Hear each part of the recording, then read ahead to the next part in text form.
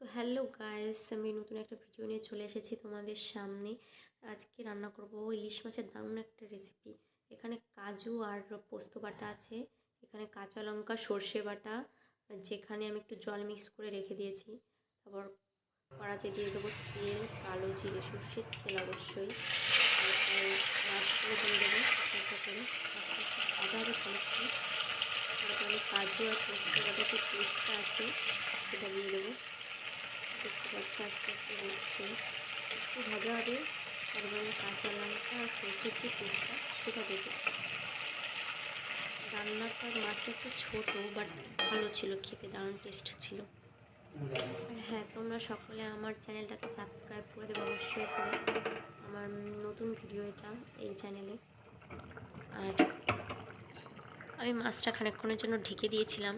বাইরে দেখতে পাচ্ছ বৃষ্টি হচ্ছিল, নিম্নচাপ ছিল, প্রচুর বৃষ্টি হচ্ছিল।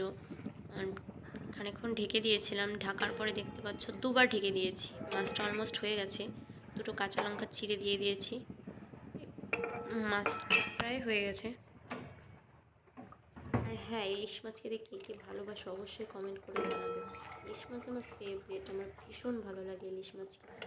বাজারে গেলে ইলিশ মাছ দেখলে ইলিশ মাছ আনবোই আমি এত ভালোবাসি ইলিশ মাছ। লাস্টে নামানোর আগে ইলিশ মাছে একটু সরষের তেল না দিলে মনে হয় রান্নাটা অপূর্ণ থেকে যায়, তাই একটু দিয়ে দিলাম রান্নাটাতে। আর হ্যাঁ, আমি অবশ্যই ম্যারিনেট করার সময় লবণ হলুদ দিয়েছিলাম। লবণটা টেস্ট করে পরে তোমরা আবার দিতে পারো, আমি টেস্ট করে পরে আরও দিয়েছিলাম। আর আমার ঠান্ডা লেগেছে প্রচণ্ড, তোমরা একটু ম্যানেজ করে নিও। সকলে সাবস্ক্রাইব করে দিও। কেমন হয়েছে রান্নাটা